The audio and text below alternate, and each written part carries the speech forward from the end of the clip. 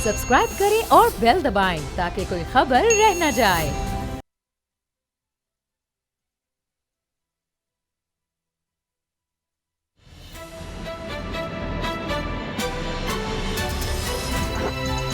अब पता चला। बिस्मिल्लाहिर्रहमानिर्रहीम, अस्सलाम वालेकुम। मैं हूं मोहम्मद उसामा गाजी और आप देख रहे हैं अब पता चला। भारत कश्मीर में जबर की, कत्लो गारत गरी, नस्ल कुशी की नई दास्तानें रकम कर रहा है। दुनिया वालों, इसे रोक लो। मजलूमों बेबस कश्मीरियों के हक में यह सदा पाकिस्तान ही बुलंद नहीं कर रहा, बल्कि अब आलमी तंजीम जेनोसाइड वॉच ने भी भारतीय दरिंदगी का अलर्ट जारी कर दिया है। तंजीम की तहलका खेज रिपोर्ट कश्मीर में भारतीय दरिंदा सिद्ध फौज के हाथों कश्मीरियों के कत्लेआम का सबूत है। 10 साल में 70,000 कश्मीरियों के गले काट दिए गए, माओ की गोदें, बहनों के भाई, दुल्हनों के सुहाग उजाड़ दिए गए, लाखों बच्चों को यतीमी की कड़ी धूप में तन्हा छोड़ दिया गया, लेकिन आलमी मुंसिफों के कान पर जूं तक न रेंगी।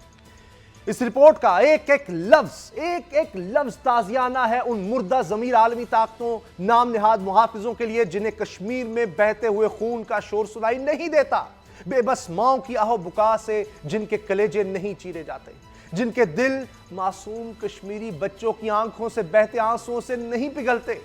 पाकिस्तान के सब्र की भी इंतहा हो चुकी है। वजीर आजम इमरान खान ने कह दिया है कि अब भारत से मुज़ाकरात का कोई इम्कान नहीं। यह दुनिया को भी इंतबाह है जो 2 एटमी ताकतों की महाजराई पर खामोश तमाशाई बनी हुई है। कल जुमतुल मुबारक का दिन है और भारत का फिर कश्मीरियों को मसाजिद से रोकने का प्लान है, लेकिन कल हुर्रियत क़यादत की तरफ से अपील है कि अवाम बाहर निकलें। कल का दिन बड़ा अहम है। कल कश्मीर में क्या होने जा रहा है, इस पर हम बात करेंगे। हमारे साथ हैं असद और बाबर डोगर साहब, दोनों से इस हवाले से बात करेंगे। दीगर खबरें भी हैं, लेकिन आज की अहम डेवलपमेंट्स इस रिपोर्ट में। ये जो आपने रिपोर्ट देखी, जिस तरह से जेनोसाइड वॉच की तरफ से कहा गया है, और मैंने वो पूरी रिपोर्ट देखी है, उसमें कहा गया कि यानी 10 ऐसी निशानदहियां होती हैं कि कत्लेआम से पहले क्या 10 कदम उठाए जाते हैं। वो 10 के 10 कदम भारत उठा चुका है, जिसमें मजहबी आज़ादी का खात्मा, कम्युनिकेशन का खात्मा, बड़ी तादाद में फौज, क्योंकि इस वक्त दुनिया में सबसे ज्यादा मिलिटराइज्ड एरिया इस वक्त मकबूजा कश्मीर है। इस तरह से दीगर के बहाने बनाने, प्रोपेगेंडा करना, वो भी भारत कर रहा है कि हम तो इनको इनकी डेवलपमेंट के लिए ये सारे हुकूक इनसे छीन रहे हैं और लोगों को पकड़ना, गिरफ्तार करना, ये सारी शराइत पूरी हो गई है। अभी मेरे सामने यूएन जिनीवा के जो यूनाइटेड नेशंस के बाकायदा उनकी तरफ से जो ऑफिशियल ट्वीट है वो भी है कि यूएन के एक्सपर्ट्स कह रहे हैं कि इंडिया ने जो कम्युनिकेशन बंद किया है, ये आर्टिकल 19 की खिलाफ वर्जी भी है, जो universal declaration of human rights है उसका आर्टिकल 19 की। तो अब ये बातें हो रही हैं। असद खरल साहब, आप क्या समझते हैं, ये बड़ी डेवलपमेंट्स हैं? ये लोग तो पहले सो रहे थे। ये कुछ जो इस वक्त हम देख रहे हैं, ये रिपोर्ट्स आ रही हैं जेनोसाइड वॉच की तरफ से भी कि जो कह रहे कत्लेआम पर ये नजर रखती है दुनिया में कहां हो सकता है, तो वो तो बड़ी वाज़ेह कर रही है कि भारत में होने वाला है कत्लेआम। सामा साहब, होने वाला नहीं है, जिस तरह आपने बताया इंट्रो में, हो चुका है और कई दहाइयों से हो रहा है। अब तो इसलिए हम जेनोसाइड कह रहे हैं कि पहले उसकी एक हैसियत थी। पहले वो यूएनओ की करारदादों के मुताबिक एक मामला पेंडिंग था, पहले शिमला मुआहदा का मामला था, पहले इंडियन आइन के मुताबिक एक उसकी हैसियत थी। उसके बाद अपना ही इंडिया का जो आइन है उसके मुताबिक ये है कि कश्मीर की जो रियासत की जो असेंबली है उसकी जो भी उसके बारे में कोई लेजिस्लेशन होगी, कोई तब्दीली होगी, तो वो उसके लिए बाकायदा वहाँ पे लेजिस्लेशन होगी। हालांकि वो अगर करती है तो फिर भी इंडोर्स नहीं हो सकता मामला, क्योंकि ये मामला जो अक़वाम मुत्तहिदा की करारदादों के अंदर एक डिस्प्यूटेड एक टेरिटरी है, ऑक्युपाइड कश्मीर है, इसका एक स्टेटस वही है और इंडिया भी उसको एक्सेप्ट करता है और पाकिस्तान भी उसको एक्सेप्ट करता है, वरना तो आज़ाद कश्मीर है, उसके ऊपर तो कोई क्लेम नहीं है इंडिया का, वो हमारे पास है। इंडिया ने कभी उस पर बात नहीं की। इसका मामला एक मुतनाज़ा हैसियत है। इंडिया ने जब एक गैर कानूनी इक़दाम के जरिए उस स्टेटस को ख़त्म कर दिया तो उसका स्टेटस वापस वही चला गया, एक मुतनाज़, बल्कि और उसके जो लिजिटिमेट थोड़ा बहुत राइट था वो भी ख़त्म हो गया। ऐसे इलाके में, ऐसी सिचुएशन में, ऐसी फैसिलिटी में अगर आप कर्फ्यू लगाते हैं, अगर आप फौजकशी करते हैं, अगर आप किसी को मारते हैं, किसी को गोली मारते हैं, किसी को टॉर्चर करते हैं, किसी को कैद करते हैं, तो ये जेनोसाइड के अंदर आता है। यानी अब ये स्टेटस है कि इंडिया की फौज उनको मारे, पाकिस्तान की फौज मारे, वहां पे पाकिस्तान की फौजें भी उसी तरह दाखिल हो सकती हैं जिस तरह इंडिया की फौजें दाखिल हो सकती हैं। अब उसकी कोई कानूनी हैसियत उस स्टेटस की जो इंडिया ने खुद खत्म किया है। यानी अगर ये इंटरनेशनली मामला जाएगा तो वहां पे पाकिस्तान की आर्मी भी अगर दाखिल हो जाए तो वो भी ऐसे ही बराबर है जिस तरह की इंडिया की आर्मी आई हुई है। अब मुझे ये आपने जो बात की है 80 लाख से जायद आबादी है और 8 लाख से जायद वहां पे फौज है।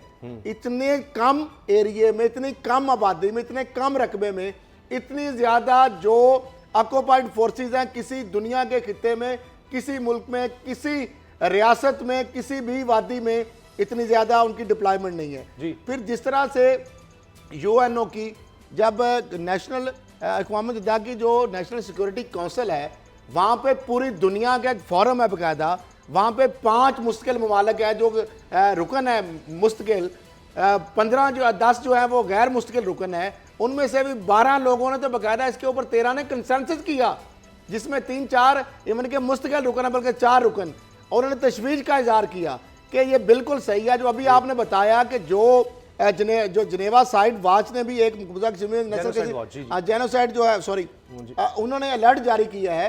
इसके साथ अब देखें अक़वाम मुत्तहिदा की सिक्योरिटी काउंसिल में भी ये साबित हो गया है कि ये इंडिया का अंदरूनी मामला नहीं है, वहां पे ये मामला जाना ही है। इंटरनल उनका इशू जो कहते थे बार बार, फिर ये आपने 10 चीजें गिनवाई है ना कि उसके लिए यार्डस्टिक है। मैं समझता हूँ कि 10 नहीं है, वहां पे तो 30-40 किस्म उससे ज्यादा वायलेशन हो रही है। बिल्कुल सही। दुनिया के अंदर ये बर्बरियत की जो जुल्म और जिस तरीके से उनकी लैंडलाइन मवासलाती राब्ते काटे गए, नमाज मजहबी आजादियां उनकी खत्म है, वो नमाज जुमे की छोड़ के ईद की नहीं पढ़ सके।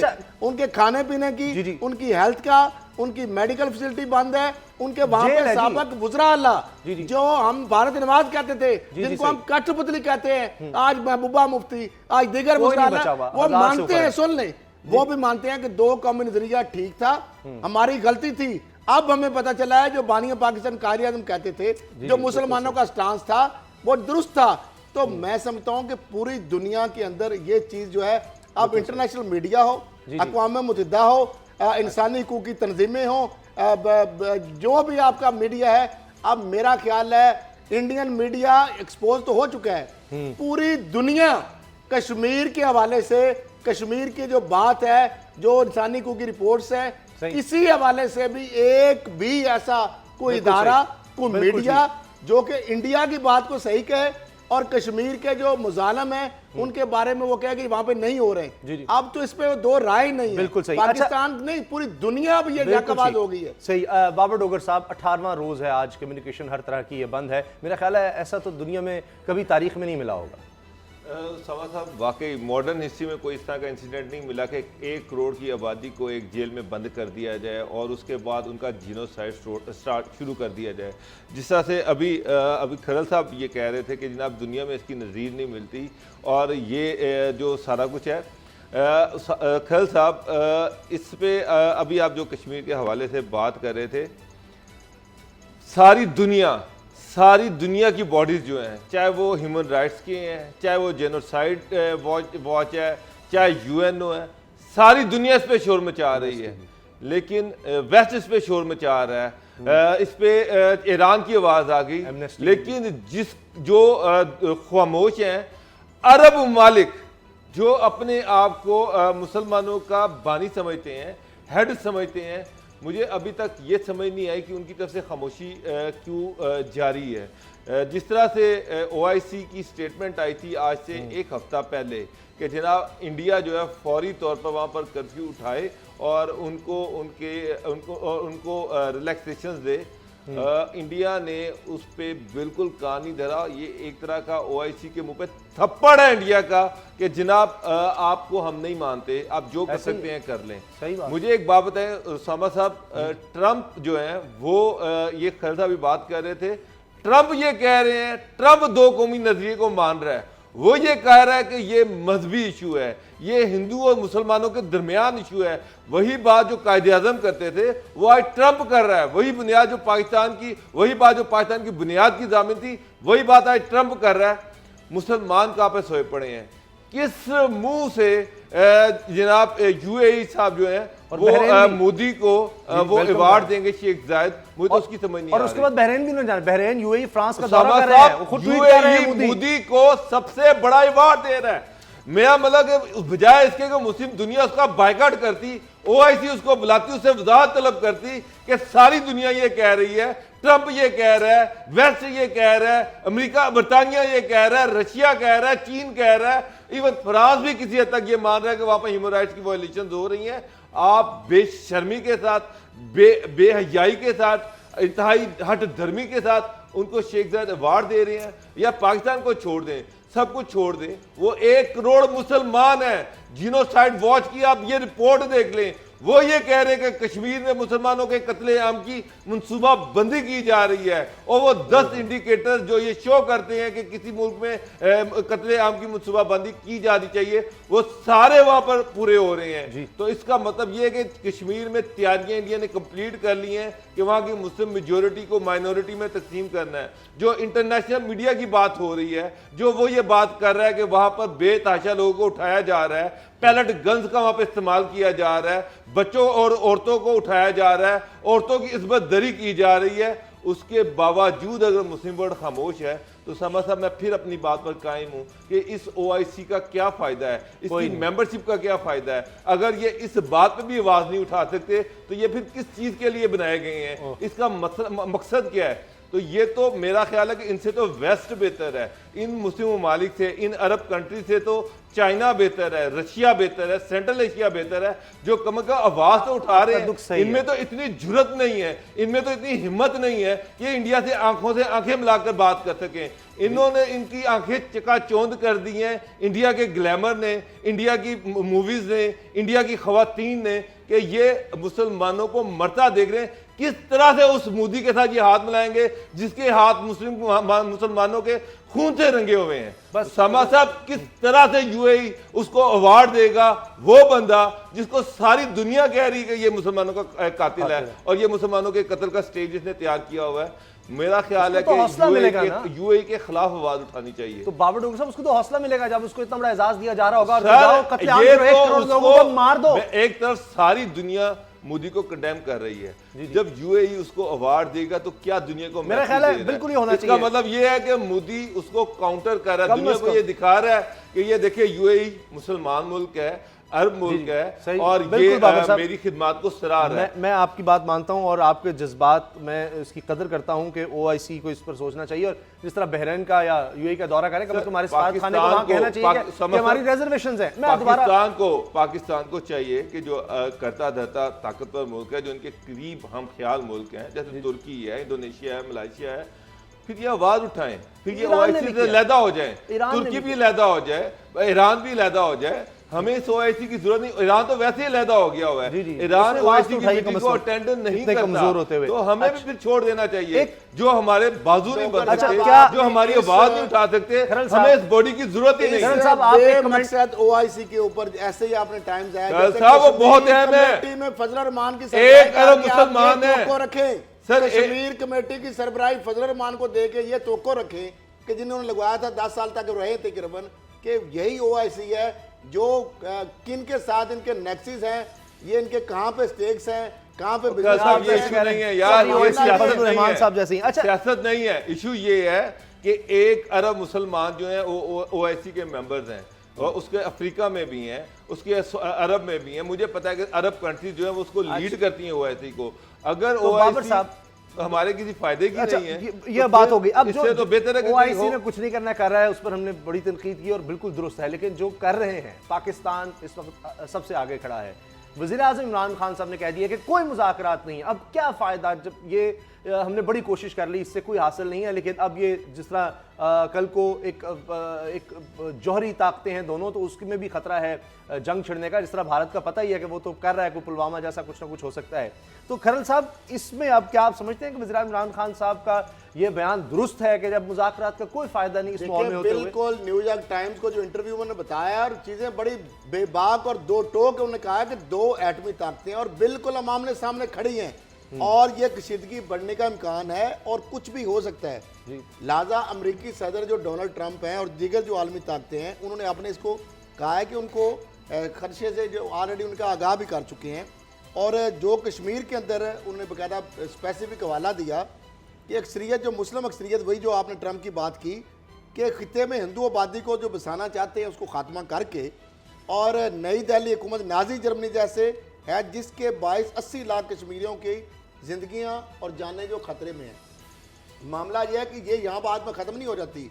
जो डोनाल्ड ट्रंप ने आज बात की है, और उसने कहा है कि जो दहशतगर्दी के हवाले से जो कार्रवाइयाँ हो रही हैं उस हवाले से उन्होंने कहा कि पाकिस्तान आज फिर एक और एंडोर्स किया है। उसने कहा भारत उनके खिलाफ नहीं कार्रवाई कर रहा, लेकिन पाकिस्तान अकेला मुल्क है जो दहशतगर्द तंजीमों के खिलाफ कार्रवाइयाँ कर रहा है। और साथ उन्होंने कहा है कि जो फौजी अफगानिस्तान से इनखला है उसके हवाले से हम मुज़ाकरात कर रहे हैं। देखिए, अमेरिका तो जो मुज़ाकरात करता है, जो अपने फौजी निकालने के लिए भी दहशतगर्दों के मुज़ाकरात करके घुटने टेकने पर मजबूर होता है, पाकिस्तान की अस्करी क़यादत और सिविलियन क़यादत की मदद लेता है, भीख मांगता है। लेकिन अमेरिका जो है हिपोक्रेसी से बाहर आना चाहिए। देखिए, डोनाल्ड ट्रंप कभी मोदी को फ़ोन करते हैं, कभी वो इमरान खान को फ़ोन करते हैं, यूएनओ के अंदर ये मामला आता है, बातें तो वो कर रहे हैं, बयान तो वो दे रहे हैं, लेकिन अब तक क्या एक अमरीकी अगर वहाँ पे मामला हो जाए, जख्मी या कुछ हो जाए, तो वो उस्मान सार पे उठा लेते हैं, कितने हज़ार किलोमीटर दूर बैठे हुए। जब कश्मीर के अंदर क्या सारी तंजीमें, अक़वाम मुत्तहिदा की रिपोर्ट, खुद कमेटी उसकी अपनी रिपोर्ट जो है इंसानी हकूक़ की, वो सारी चीज़ें बता रही है, तो क्या इस तरह जमानी जमा खर्च से डोनाल्ड ट्रंप ये समझते हैं कि दुनिया की आंखों में ये आंखों में करण साहब जैसा भी है किसी मुसलमान ने ऐसी यूएई से तो बेहतर है, सऊदी अरब से तो बेहतर कह रहा है कि भारत ने खलीज कुछ नहीं वाली से तो बेहतर है। वो आपकी बात से मैं आपको एक बात बताऊं, ऐसा बयान किसी अमेरिकी सदर ने कोई दिया तो मुझे बता दें। काश ये काम सऊदी अरब के वलीअहद करते, काश ये काम यूएई के जो हार पहना रहे हैं उनके यौम आजादी के सर वो न्यूट्रल ही हो जाए, बड़ी बात है, वो तो उसके साथ उसको सपोर्ट कर रहे हैं। शर्मी की हद है। लेकिन उसामा साहब इसमें एक जो अहम चीज है ना, डोनाल्ड ट्रंप जो इमरान खान साहब जो है उनकी जो डायरेक्शन है ना, मैं उनकी तारीफ जरूर करूंगा।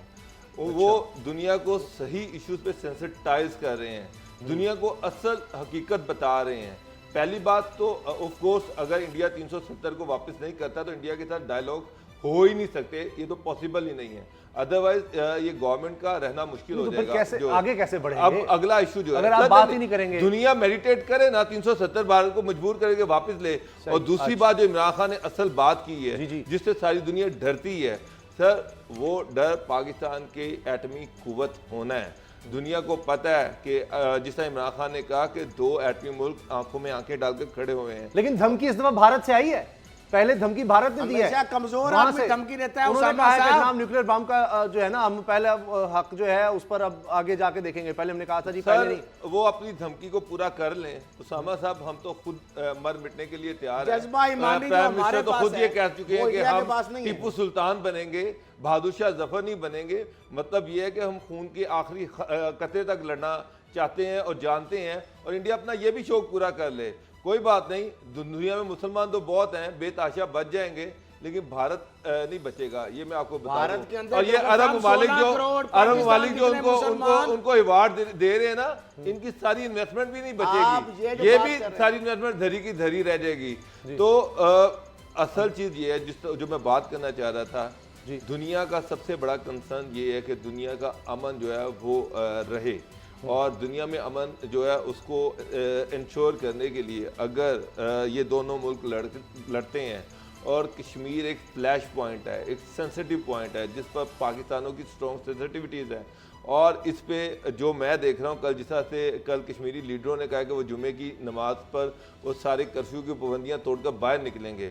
अगर लीडर निकलते हैं तो फिर सारा कश्मीर उनके पीछे निकलेगा। तो अगर कोई इंसिडेंट हो गया उसामा साहब, अगर कोई इशू हो गया, तो ये मैं आपको एक बात बता दूं, फिर जंग नागुज़ीर हो जाएगी पाकिस्तान के लिए। जंगी हालत तो पहले ही देखें आ भी जा रही है। देख लें एलओसी पर, आप देख लें निहत्ते बुजुर्ग बच्चे उन शहरियों को शहीद किया जा रहा है। निकलते, लेकिन तो आपने 2000 सारे तो साबिक गुजराला तक आपने नजरबंद किए। कल वो तोड़े ना, कल वो निकल रहे हैं। कैसे निकलेंगे बाबर साहब? फौज खड़ी है अंदर, वो जेल में फुटेज दिखाएंगे उसामा साहब। पूरे की जेलों में घरों में नजरबंद है, जो होटलों में नजरबंद है, उन्होंने कल ऐलान कर दिया कि वो निकल जाएंगे। वो निकलते आंसू गैस होती है, गोलियां मार देते हैं, बच्चे को उठा के लेके। मैं तो ये बात कर रहा हूं, बच्चा मिल नहीं रहा। कल 2-2 बजे रात को घुस रहे हैं। अभी मैंने वीडियो देखी, कल 1 करोड़ कश्मीरी अगर पाबंदियां तोड़कर बाहर निकलते फिर हैं तो तबाही है, फिर तो इंडियन फौज को वो कीमे की तरह वहां पे वैसे चबा लेंगे वो तो बच्चे। सर, सर, उन्होंने इस्राइल की ये स्ट्रेटजी कुछ भी अपनाई हो है। सकता है। अल्लाह करे यही कि- चीज इमरान खान दुनिया को बता रहे हैं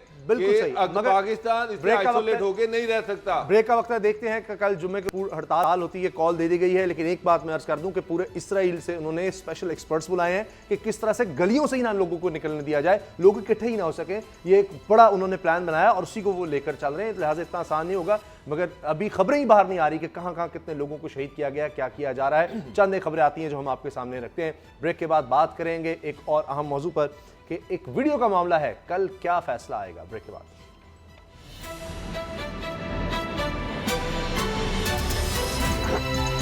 अब पता चला।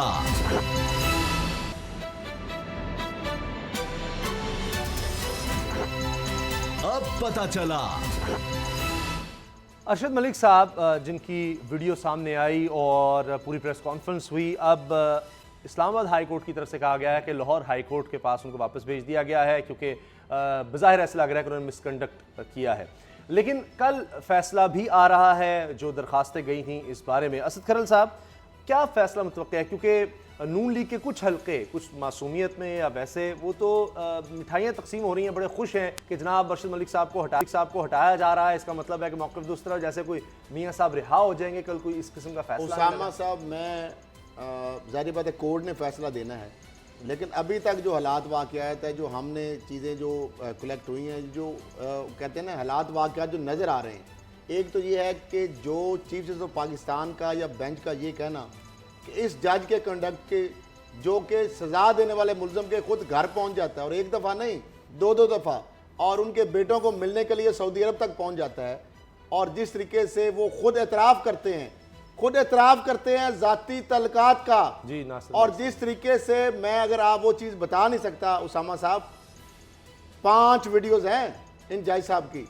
क्या? एक तो उनकी अपनी गैर अखलाकी वीडियो है ना जिसपे ब्लैकमेल किया गया, जी जी, जो मियां तारक से खरीदी गई, जी। और फिर नासिर जिंजुआर जब उनको लगवाया, और बाकी डॉक्टर साहब कल बता ही चुके हैं किसने लगवाया और कैसे हुआ। फिर वो जो जिलानी साहब एक हैं और बाकी इनके लाहौर के जो कारकुन हैं। मामला ये है कि 3 वीडियो हैं उसमें, ये मरियम के पास है, मरियम साहब हाँ जी मैं बता रहा हूँ, और 2 ऑडियोज हैं। और उसके हवाले से जज साहब ने जिन जिन इदारों के ऊपर, जिन जिन अहम ओहदेदारों के ऊपर, शख्सियात के ऊपर जो दशनाम तराजी की है ना, मैं अगर वो बयान नहीं कर सकता, क्योंकि वो तो अभी मरियम साहिबा को भी नवाज शरीफ साहब ने मना किया है।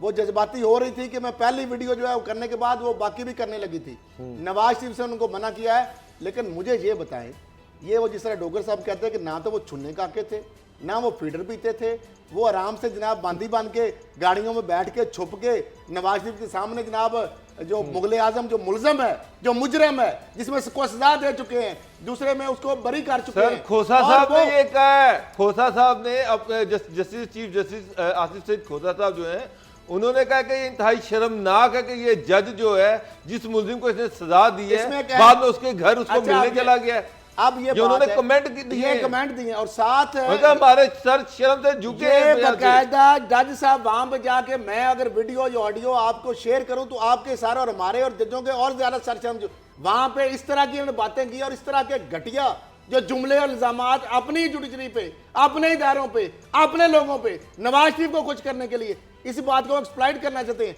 लेकिन वो सब गलत है। मुझे तो लगता वो है अपने आप को वहां मासूम, खरल उन्होंने पता साहब, क्या किया है, नवाज शरीफ के सामने उन्होंने ये कहा है कि जनाब मैं बेबस था, मैं मजबूर था, मैं तो जनाब ये सारी कहानियां ऐसी बनाई हैं उस बंदे ने। अच्छा, और मुझे ऐसा लग जाके रहा है, वो जी, शर्म आनी चाहिए उस जज खरल को। साहब, और ये आप जो हाई कोर्ट में आए हैं लाहौर में, खरल साहब, इसका मतलब ये है कि जज को फिक्स जो किया जाएगा, सही है। ये जस्टिस खरल टेप साहब, स्कैंडल में भी यही मसला हुआ था, ये जजों को तो घर भेज दिया गया, लेकिन जी। वही काश अच्छा, उस वक्त सर, उस वक्त उन खरल जजों साहब, को इन्फ्लुएंस करने वाले जी। नवाज, शहबाज, सैफ रहमान के खिलाफ कार्रवाई हो जाती। अच्छा। तो जब इवन का जस्टिस ये ना को होता, हटाने के लेकिन लिए ऐसा लगा लग रहा है दिया। कि जज साहब- अब जज वो साहब का वैसा काम नहीं होगा। अब ना वो फैसले देने सुप्रीम से कोर्ट ज्यादा- है, खरल ना साहब, हाई कोर्ट है, ना उस तरह की हुकूमत है। साहब, अब सारे फिक्स होंगे, जज भी फिक्स होगा। अच्छा बाबर डोगर साहब, खरल कहानी का वक्त होने वाला है, 1 मिनट है आपके पास। ये उसामा आपने न्यूज ब्रेक की थी कि नून लीग ने लगवाया, वो जज अब हटाया जा रहा है, तो नून लीग खुश हो रही है कि हमारा लगाया हुआ जज हट गया। मेरा ख्याल है कि ये इस्लामाबाद हाई कोर्ट में ये केस है,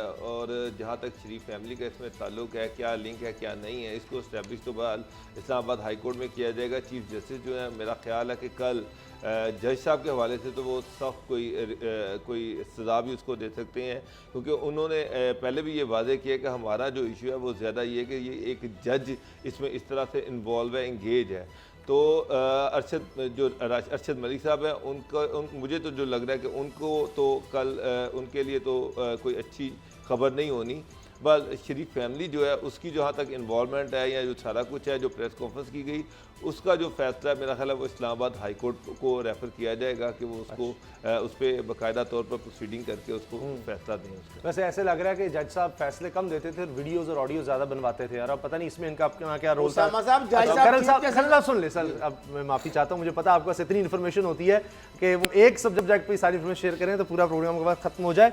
लेकिन एक बहुत बड़ी कहानी जो आज हम आपसे शेयर करने जा रहे हैं, खरल साहब के पास की पूरी तफसील है कि वो अमीर तरीन तबका है जो बिजली घर लगा सकता है, लेकिन वो किस तरह खून चूसता है गरीब लोगों का, हैरान कुन है। जी आज की है असद खरल साहब जो बता रहे हैं हमें खरल कहानी।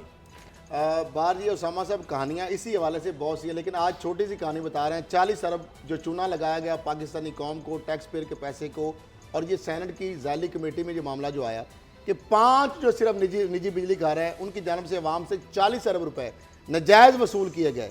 ये सेनेट की ज़ैली कमेटी बराए पावर ने 5 IPPC के खिलाफ जो उन्होंने कहा कि फौजदारी की कार्रवाई भी शुरू की जाए, इनके असासे मुंजमद किया जाए, जब्त किया जाए और अवाम से नजायज़ वसूल किए जो रकम है वो भी इनसे वापस लेने की, रिकवर करने की सिफारिश की है।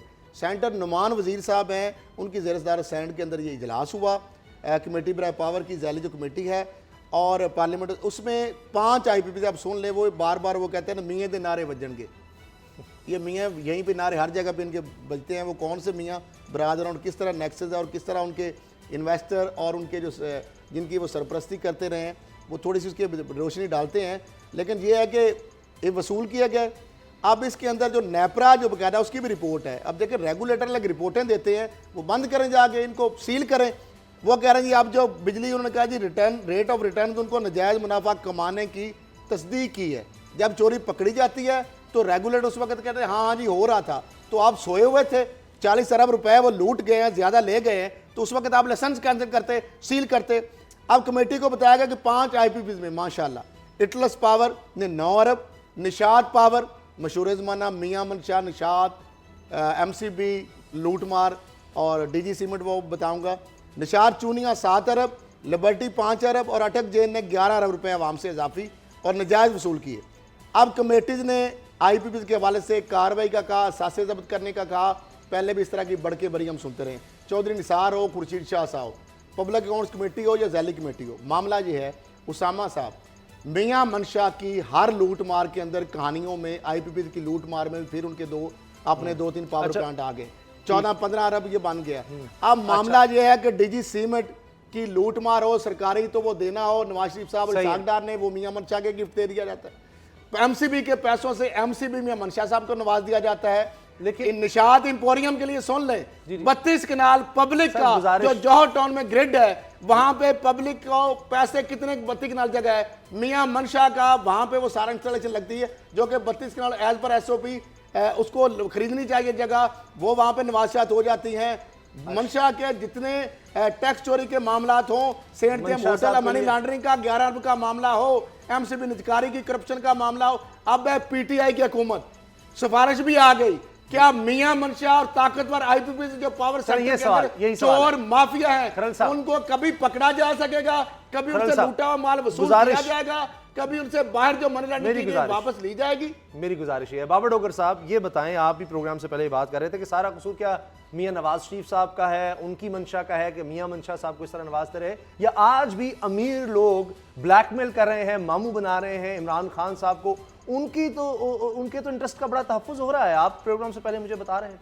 उसामा साहब, सबसे पहले एक चीज़ ये है कि आज जो सेनेट की जो एक कमेटी है जिसने ये सारा कुछ किया है, ये मैं हैरान हूँ कि इन्होंने अब ये कितने 40 अरब रुपये पे आ गए हैं। आज से 3 महीने पहले जब इनकी एक और मीटिंग हुई थी, इसका प्रेस रिलीज भी जारी हुआ था, उसके मुताबिक इन तमाम IPPs को पिछले 10 साल में 955 7 अरब रुपए ज्यादा अदा किए गए। 95 अरब नहीं सर, 955 अरब, 95 अरब नहीं, 955 अरब।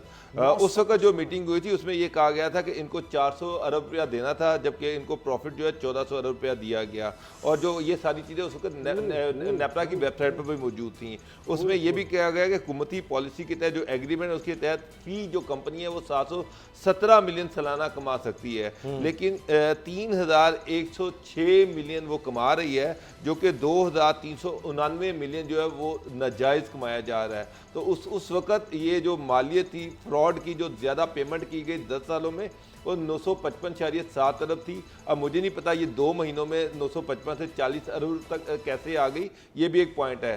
कल जो कैबिनेट मीटिंग हुई है उसमें 2 मिनिस्टर ऐसे थे जिन्होंने कल इमरान खान साहब पे भरपूर प्रेशर डाला और उनको ये मजबूर करते रहे कि जनाब ये जो 2.1 ट्रिलियन रुपए आपने IPP के पे करने हैं वो फौरी तौर पर पे किए जाएं। बजाय इसके कि वो अकाउंटेबिलिटी की बात करते, वो ये कहते कि इनकी अकाउंटेबिलिटी होनी चाहिए, वो ये कह रहे कि ये पे करें। यही मसला 955 में रिकवर नहीं करने, लेकिन पे करने हैं। कल क्या होगा, ये हमारा सेगमेंट है प्रोग्राम खत्म होने से पहले, तो मैं अर्ज कर दूं पहले कल क्या होगा इसके लिए हमें जो कल हो चुका है गुजरे वक्त में उस पर भी नजर रखनी चाहिए। मुझे याद आ रहा है कि मरीम साहिबा ने तस्वीरें लेकर जब JIT वो एविडेंस के बॉक्स लेकर जा रही थी और तस्वीरें आई, तो मरीम साहब ने कहा देखिए हमारे बारे में कहा जा रहा था, हमने कोई सबूत JIT को नहीं दिए, ये हैं वो सबूत। बाद में पता चला कि वो असल में JIT ने जो इनके खिलाफ सबूत इकट्ठे किए थे, वो कई वॉल्यूम थे, वो हैं। इसी तरह जब पनामा केस का फैसला आया कि JIT में ये चीज़ें भेजी जाएँ, तो तब भी मिठाइयाँ तकसीम की, गले मिले गया था और तस्वीरें बड़ी वायरल हुई, शहबाज शरीफ साहब, नवाज शरीफ साहब मिल रहे थे।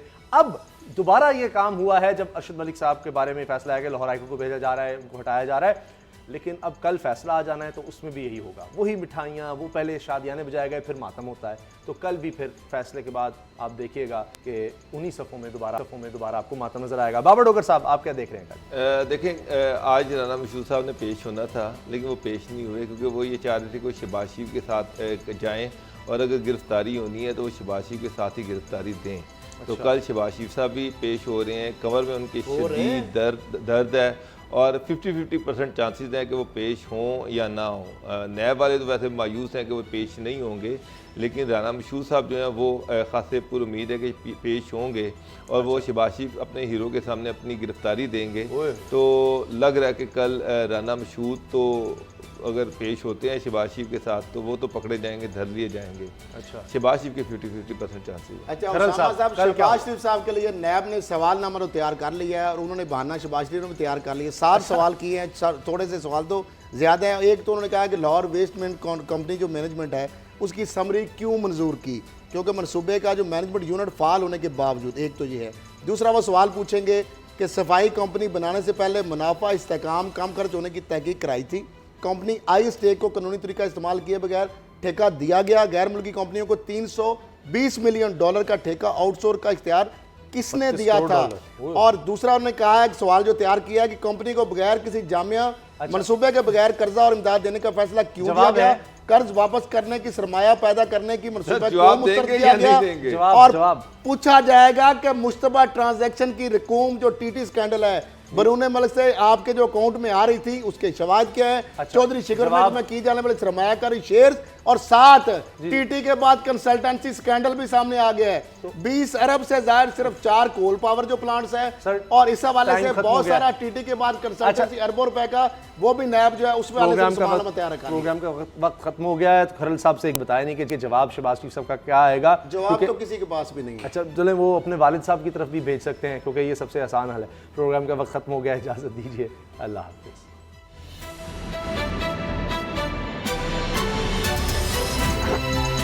अब पता चला। सब्सक्राइब करें और बेल दबाएं ताकि कोई खबर रह न जाए।